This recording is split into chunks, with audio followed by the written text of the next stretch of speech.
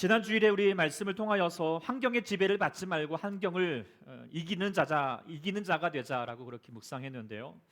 한 주간 여러분 환경을 잘 이겨내셨습니까? 네. 이번 주간에 정말 날씨가 막 싸울 듯이 무더워진 것 같습니다. 불쾌지수가 높아지기도 했지만 여러분들 안에는 샘솟는 기쁨이 있어서 쾌감 지수로 승리하실 줄 믿습니다. 아멘. 우리가 정말 우리의 삶에서 주어진 환경을 지배를 받지 않고 이겨야 하겠습니다. 이것이 예수 믿는 기쁨이요 능력인 줄 믿습니다. 그런데 이가 얼마나 그만큼 이기고 있는가 알아볼 수 있는 아주 중요한 표지가 있습니다. 방법이 있습니다. 그것은 뭐냐면 내가 내 삶의 안에서 내 안에서 자주 감사가 고백되고 있느냐라고 하는 것일 것입니다. 여러분 어떠십니까? 우리가 오늘 이제 맥주 감사주의를 보내고 있는데 정말 감사한 마음으로 하나님께 나아가고 계십니까? 저도 이번 주일을 이제 준비하면서 정말 감사한 제목이 무엇일까 한번 돌아보니까 감사한 제목이 있을까요? 없을까요? 생각해 보니까 엄청 많은 것입니다. 하나하나 돌아보아도 뭐 사랑하는 아내와 또 우리 두 딸을 통하여서 예수 믿는 행복한 가정으로 만들어가는 것도 참 감사한 것이고 또 이제 지난 그저께는 병원을 자주 갔는데 병원에 가니까 웬 아픈 사람들 이렇게 많지만 그래도 뭐 물론 몸매는 좀 망가졌지만 그래도 건강한 게 참 감사하다라는 생각도 많이 가지게 되고 특별히 제가 무엇보다 감사한 것은 초대교회 여러분들입니다. 어떤 목사님들은 교회 성도들 만날 때마다 스트레스가 쌓인다라고 하지만 저는 여러분을 볼 때마다 얼마나 감사하고 참 보고 있어도 보고 싶은 사람. 물론 이제 자주 못 뵈서 좀 안타깝긴 하지만 어쨌든 늘 그런 마음이고 또 지난 우리 상반기를 돌아보아도 감사한 일이 참 많았습니다. 우리가 정말 지난 2월 달에 정말 행복하고도 은혜롭게 우리 케냐에도 잘 다녀오게 해주셨고 3월 달 되어서 우리가 말씀을 가정마다 전하여서 신방하여서 하나님 말씀으로 가정을 축복하게 하신 것도 감사했고 또한 우리가 이제 6월 달에 또 이렇게 수련회도 다녀오고 여러 가지 있고 무엇보다도 올 한 해 예배당을 넘어서는 교회가 되자라고 하는 것으로 일상의 영성을 갖는 상반기가 될 수 있도록 여러분에게 공고했는데 말씀 노트를 이렇게 좀 볼 때마다 제가 은혜가 됩니다. 어떤 분들 이제 처음에는 그냥 말씀만 적으시더니 제가 특별히 말씀드리지 않았음에도 불구하고 거기 밑에다가 자신의 고백을 이 말씀을 따라서 고백을 담아서 이렇게 드리는 모습을 보면서 참 그 영성이 깊어지고 있고 말씀이 깊어지고 있다라고 하는 생각을 가지게 되니까 목회자로서 그것만큼 참 감사한 일이 없는 것 같습니다. 우리가 더욱더 그런 은혜가 있기를 소망하고요. 또 여러분들도 그런 은혜 또 세워보면 얼마나 많습니까? 우리가 받은 복을 세워보아라. 그러면 우리 가운데 감사가 넘치게 되는 줄 믿습니다. 그런 마음으로 주님께 나아가신 여러분들이고 또 우리가 감사하면 감사할수록 더 감사한 일이 더 많아지는 법이라는 거 우리가 꼭 깨달을 수 있기를 소망합니다. 그런데 우리가 돌아보면서 우리가 가장 감사할 수 있는 것이 무엇일까? 감사한 일이 무엇일까? 제가 이제 지난 금요일 날 매주마다 이제 목요일마다 그 베델 요양원에 가서 우리 치매 노인들과 여러 연약하신 분들과 같이 예배를 드리고 또 이번 목요일에도 이제 그 병상에 너무 아프셔서 이제 병상에 계실 수밖에 없는 분들에게 가서 이렇게 안수 기도를 해드리는데 너무 병이 위중하기 때문에 이제 거의 뭐 의식도 많이 없으시고 가쁜 숨을 놀아쉬면서 마지막 순간을 맞이하고 있는 분들입니다. 그러면서 이제 죽음 앞에서 이제 그분들이 얼마나 무력한지 연약할 수밖에 없는 사람의 존재가 그런 것을 이제 새삼 더 깨닫게 되면서 옛날에 이제 봤던 글이 생각이 났습니다.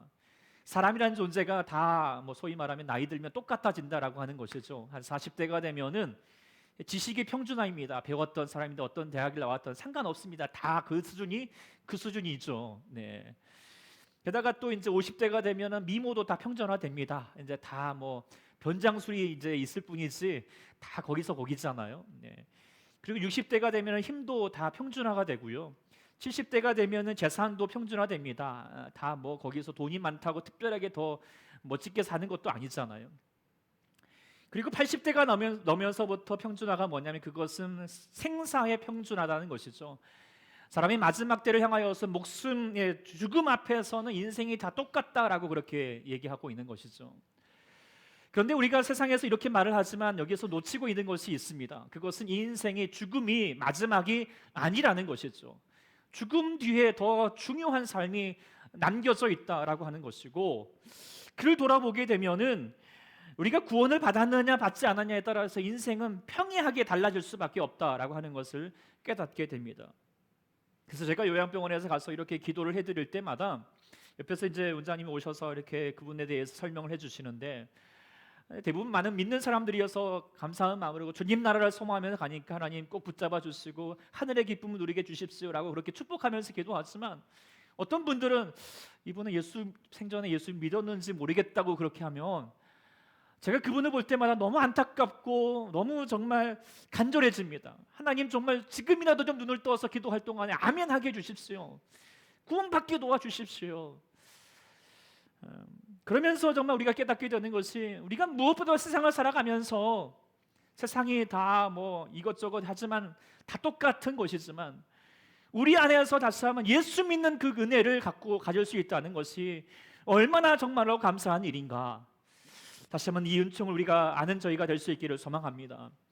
그래서 우리가 맥주 감사 주일을 맞이하는 저희 안에 상반기 동안 우리를 돌봐주시고 지켜주셨고 보여주셨던 은혜도 크겠지만, 무엇보다 다시 한번 구원의 은총을 붙들고 감사하면서 나아가는 우리가 되어야 할 줄 믿습니다.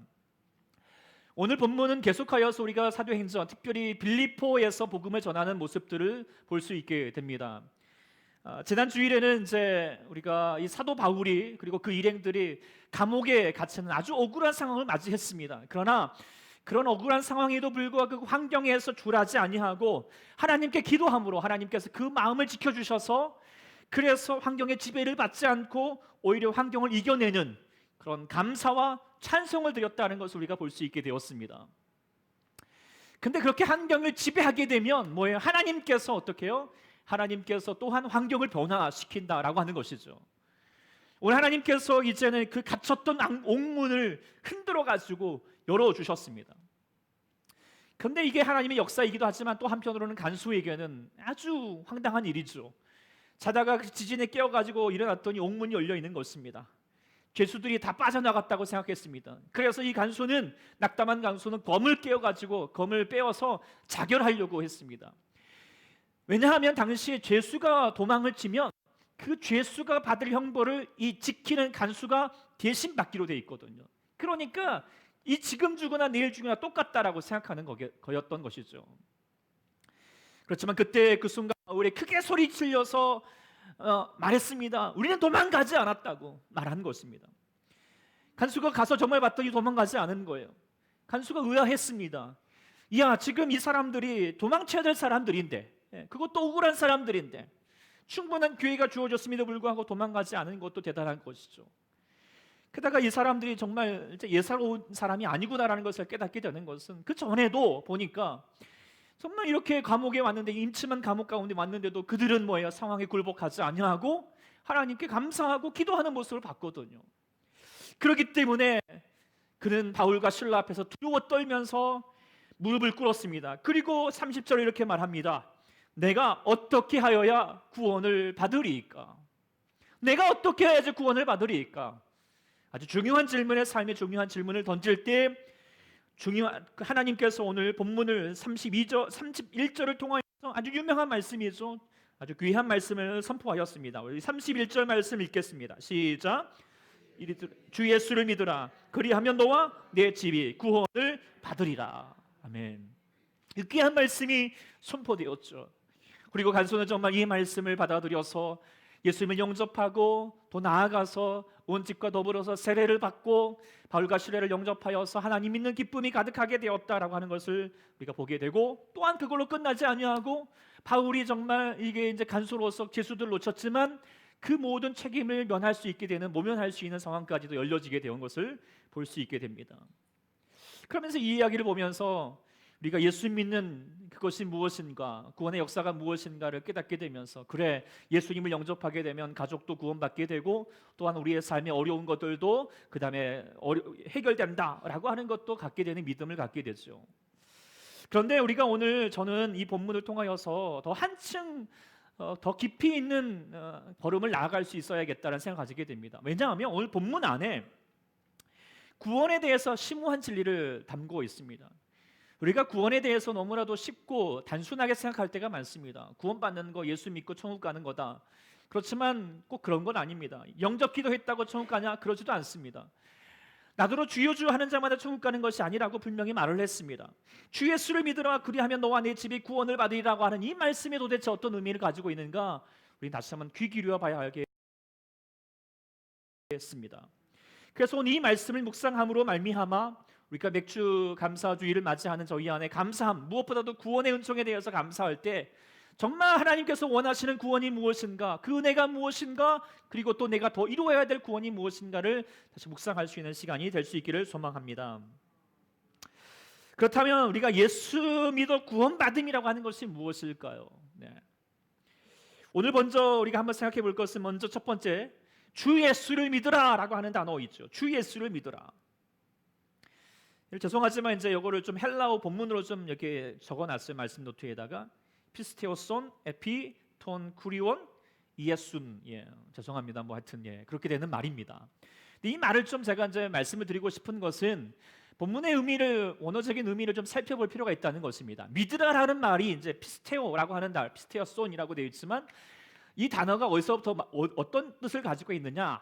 맡기다, 의탁하다라고 하는 것입니다. 마치 돈이 있으면 이제 은행에다 맡기는 것처럼, 뭔가 중요한 것이 있으면 믿을 만한 사람에게 맡기는 것처럼 맡기다라고 할 때 이 단어를 피스테오라고 하는 단어를 쓰고 있습니다. 온전한 신뢰를 가지고 있으면서 자기 것을 이렇게 위탁하는 것이죠.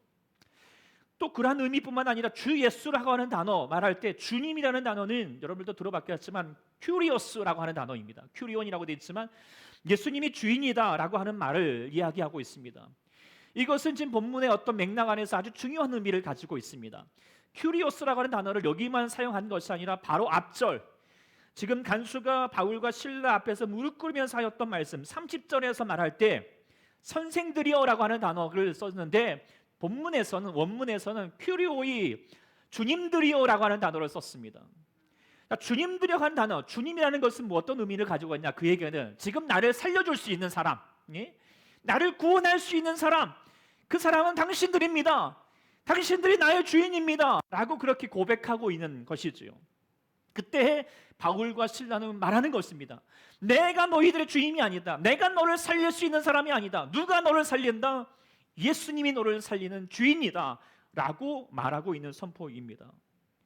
사실 이전에 간수에게는 여러 주인이 있었을 거예요. 그렇죠? 자기가 살면서 살아가는 순간마다 처음에는 부모님이 주인이 되었겠고, 또 더 나아가서는 뭐 믿을 만한 사람도 주인이겠고, 자기가 간수가 되기 위해서 자기를 고용해줬던 사람이 주인이고, 또 더 나아가서는 로마 황제가 큐리오스 주인이었겠죠.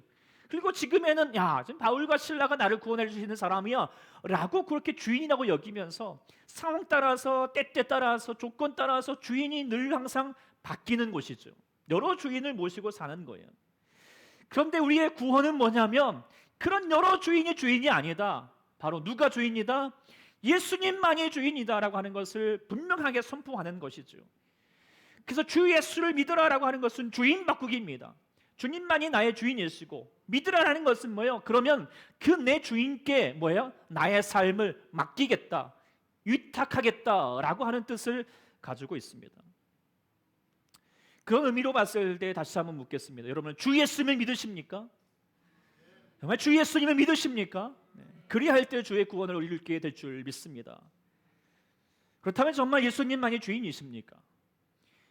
우리가 예수 믿는다 하면서도 여전히 많은 주님을 모실 때가 있지 않습니까? 어떤 사람은 술을 못 끊어가지고 나는 주 주인이 있다고, 뭐 예수님도 주인이지만 이것도 주님이다고 막 그렇게 하는 사람도 있는가 하면, 어떤 사람은 자기가 형편 따라서 삶이 어려워질 때 막 사람에게 주인인 것처럼 찾아가고, 돈을 주인이라고 찾아가고, 믿을 만한 사람을 의지하고, 자기 능력을 의지하고, 여러 많은 주인을 가질 때가 많다라고 하는 것입니다.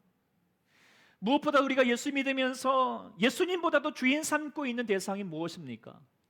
그것은 지난주에 봤던 것처럼 돈입니다. 만몬이라고 하는 것이죠. 그래서 오늘 오후에도 이제 다시 말씀드리고자 하지만 왕의 제정이라고 하는 책도 보니까 우리가 얼마나 만몬이라고 하는 돈의 신에게 사로잡혀 있는지 그걸 체크해 볼 수 있는 만몬의 영향력 체크리스트, 제가 오늘 이제 이렇게 여기다가 이렇게 올려드렸는데 한번 여러분 체크해 보실래요? 여러분 정말 그렇다고 하면은 아직 좀 만몬의 영향력에서 벗어나지 못하는 것. 첫 번째, 통장에 돈이 많으면 그래도 마음이 든든하다. 예. 두 번째, 무엇이든지 돈으로 해결할 수 있다고 생각한다. 세 번째, 나는 돈이 없으면 하고 싶은 것을 할 수 없다라고 생각한다. 네 번째, 돈이 더 많으면 더 행복해질 거라고 생각한다. 다섯 번째, 돈이 많은 사람을 보면 더 가치 있는 사람이라고 생각하게 된다. 여섯 번째, 미래에 돈이 모자랄 수 있다는 걱정과 근심과 두려움이 있다. 일곱 번째, 나눔에 있어서 인색하다. 또 여덟 번째, 내 힘으로 된 것이라면 집이든지 땅이든지 자동차든지 그것은 내 거다, 내 소유다라고 생각한다. 여기 이제 책에는 백화점이라고 했지만 어쨌든 요즘은 백화점보다도 뭐 인터넷 쇼핑몰, 뭐 홈쇼핑 있잖아요. 그런 충동 구매를 잘한다. 또 현재 가진 것에 불만족하면서 더 갖고 싶은 생각이 있다. 빚진 삶, 그러니까 대출을 받는다든지 카드 할부를 받는다든지, 그러니까 주어진 것으로 만족하며 살지 않고 더 많은 것을 빚지면서 살고자 하는 그런 욕심으로 살고 있지는 않은가? 네. 그렇다면 여기는 당신은 여전히 만몬의 신의 영향력 가운데 있다라고 그렇게 얘기합니다. 여러분은 어떻습니까?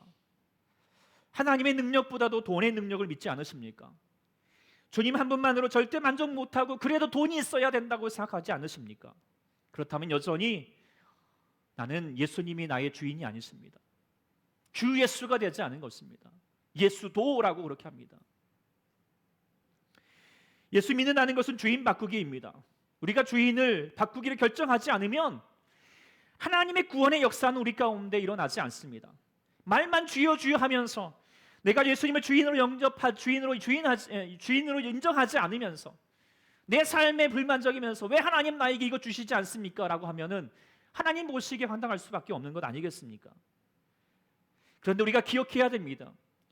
예수님을 나의 주인으로 우리가 다시 한번 인정하고 그 주님만을 붙들고 나가면 그 주님께서 우리의 삶을 책임져 주실 줄 믿습니다.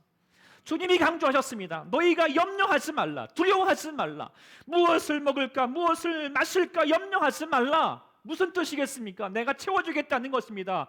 나에게 맡겨봐라. 그러면 너의 삶을 더 하나님께서 풍족하게 채워주시라는 하나님의 말씀이신 줄 믿습니다. 오늘 요절 말씀도 같이 한번 읽어볼까요? 베드로전서 5장 7절 말씀인데요. 요절 말씀 같이 한번 시작. 너희 염려를 다 주께 맡기라. 이는 그가 너희를 돌보심이라.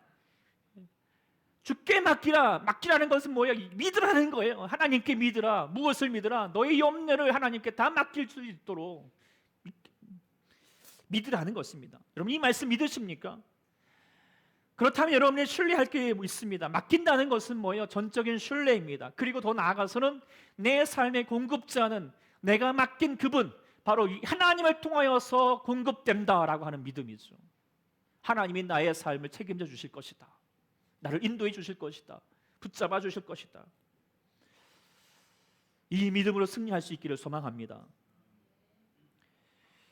우리가 주 예수를 믿으라라고 하는 것은 예수님만이 주인이시며 예수님께서 나의 모든 것을 책임져 주시겠다라고 하는 신뢰를 가지고 맡겨드리는 것입니다. 예수님은 우리가 나의 주님을 인정한다면 나의 삶도 맡기고 나의 미래도 맡겨야 할 줄 믿습니다. 나의 모든 것을 맡기고 나의 자녀도 맡기고 나의 미래도, 나의 모든 것도 하나님께 맡겨드리면 하나님께서 우리의 삶을 기적의 삶으로 채워주실 줄 믿습니다. 그 예수님을 믿는 삶 될 수 있기를 소망합니다.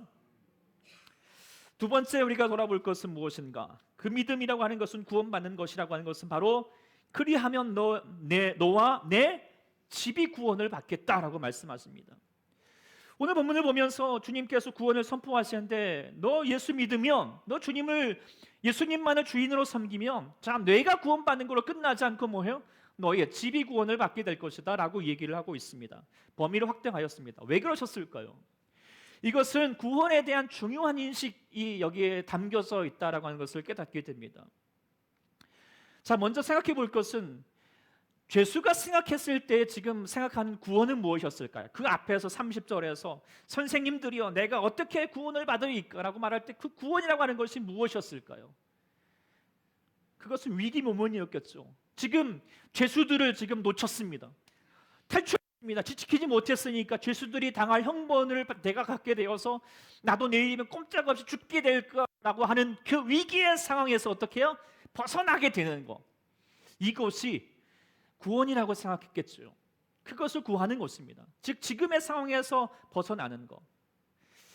그런데요, 우리가 성경에서 말하는 구원은 그런 개념이 아닙니다. 그냥 내 상황이 좀 달라지고 나의 어려움들이 해결되는 것이 구원이 아닙니다. 더 중요한 것은 뭐냐면 뭐가 달라지는 것일까요? 상황이 달라지는 것이 아니라 내가 달라지는 것이 구원인 줄 믿습니다. 내가 달라지는 거예요. 내가 변화되는 거예요. 세상의 종교들은 무엇을 구하냐면 비나이다 비나하면서 신이 달라지기를 원해요. 내가 정성을 다하면 신이 나에게 못되게 행동했던 것이 좀 마음이 바뀌어가지고 나에게 좀 잘해줘서 재물도 주고 능력도 주는 것이 그것이 복이라고 생각하고 있고 구원이라고 생각합니다. 그러나 하나님의 구원은 다릅니다. 뭘까요? 우리가 주님 아버지 앞에 예배드리고 나아가면서 하나님 주시는 구원은 뭡니까? 하나님이 바뀌는 것이 아니라 내가 하나님 아버지 앞에 예배함을 통하여서 기도함을 통하여서 내가 변화되는 것인 줄 믿습니다. 그것이 진정한 구원이죠. 그래서 이 천국에 우리가 성경에서 말하는 천국이라는 개념도 우리가 다시 한번 기억해야 할 것은 우리가 천국이 그저 죽어서 가는 곳, 이 세상의 삶이 고통뿐이고 한숨뿐인데 주님 내가 이 땅에서 더 이상 살 것이 아니라 그 나라 가서 그 하늘나라에서 내가 정말 이제는 더 이상 눈물도 없고 정말 행복하게 살 것이다 라고 하는 것이 구원이냐, 이 삶에서 벗어나는 것이 구원이냐? 아니라는 거예요. 천국은 가는 것 이전에 예수님이 선포하였습니다. 뭐라고 그랬죠? 회개하라, 천국이 가까이 왔다라고 말하고 있습니다. 하늘의 뜻이 땅에서와 같이 이루어지는 것이 구원인 줄 믿습니다. 하나님의 천국이 여러분의 삶 가운데 이루어지는 것, 사라지는 것, 이것이 구원이라는 거예요. 상황이 바뀌는 것이 아니라 상황이 내가 바뀜을 통하여서 우리의 삶을 천국으로 화하도다 변화시키는 것, 이것이 주님께서 원하시는 구원입니다. 살아났다고 구원이라고 하는 것은 자 답을 드립니다. 구원은 살아났다고 끝나는 것이 아니라 세 가지 우리 교회가 늘 지향하고 있는 것. 첫 번째 뭐예요? 살아나고 살아내고 세 번째로는 살려내는 것이라고요. 구원은 내가 살아났다고 이제 내가 죽을 수밖에 없었는데 내가 더 이상 이제 여기서 이제 내일이면 죽을 목숨이었는데 여기서 살아났다고 끝나는 것이 아니에요. 주님이 원하셨던 축복의 구원은 뭐냐면 네가 지금 여기서 산다고 끝난 것이 아니라 앞으로 더 살아나고 살아내고 살려내는 삶을 살아라 라고 하신 뜻입니다. 그러려면 어떻게 해요? 살아야 합니다. 사는 곳이 필요합니다. 그 사는 곳이 어디일까요? 바로 집입니다.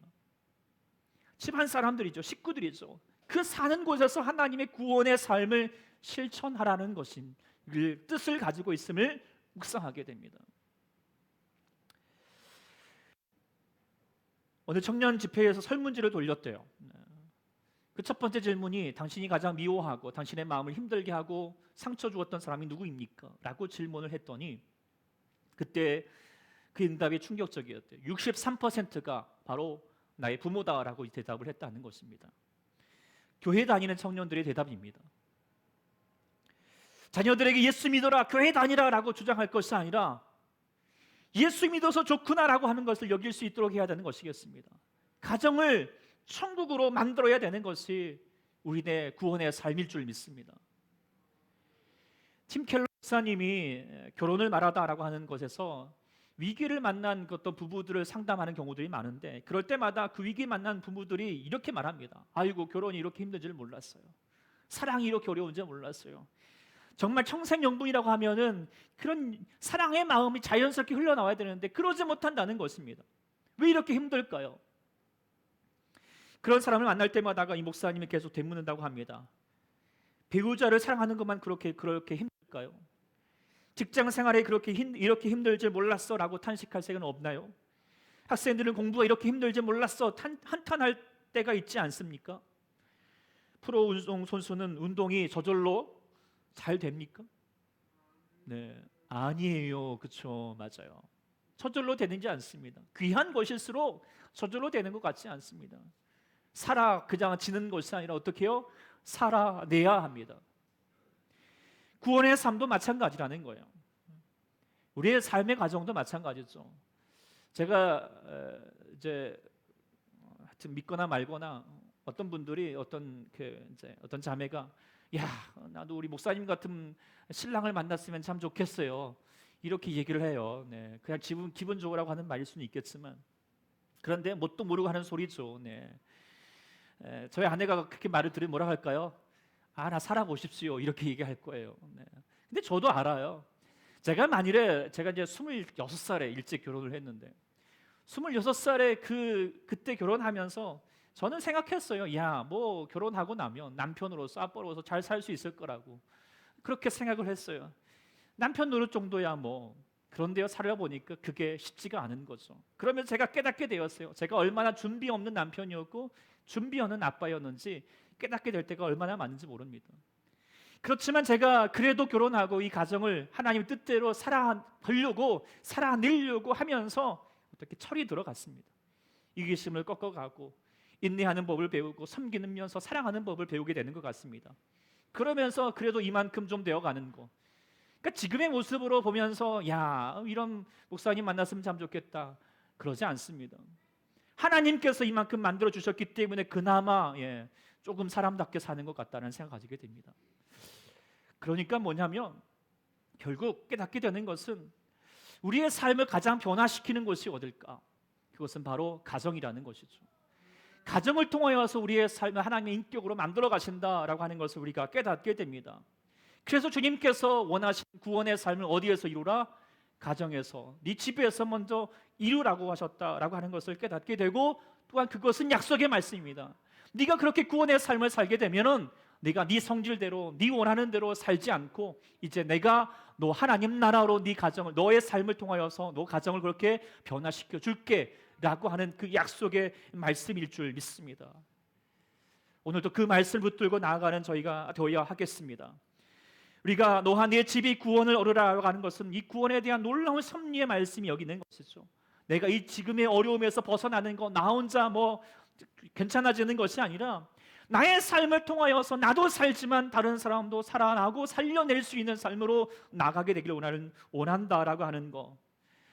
그래서 오늘 간수가 세례를 받았지만 여기서 끝이 아닙니다. 이제 구원이 시작되었을 뿐이죠. 그리고 하나님께서 너와 내 집이 구원을 얻으라고 하신 약속의 말씀을 따라서 아마도 이 간수와 더불어서 그 집안이 변화되고 그의 삶이 그의 가정이 천국으로 되어가게 될 줄 믿습니다. 바로 저와 여러분의 가정도 마찬가지기를 소망합니다. 그리고 믿습니다. 오늘 우리 교회는 목장 모임을 새롭게 구성하였습니다. 목장 모임도 너와 내 집이 구원을 얻으리라고 하는 맥락과 같습니다. 구원의 삶이라고 하는 것은 혼자서만은 결코 쉽지 않습니다. 어렵습니다. 함께 살아내야 될 가족과 같은 사람이 필요한 법입니다. 물론 힘도 되게 의지도 되겠지만 때로는 어려울 수도 있습니다. 귀찮을 수도 있습니다. 그러나 그래도 불구하고 그 공동체 안에서 살아내려고 하다 보면은 어느샌가 변화되어가는 자신을 발견하게 될 것입니다. 그리고 하나님께서 그 모임을 붙들어 주실 줄 믿습니다.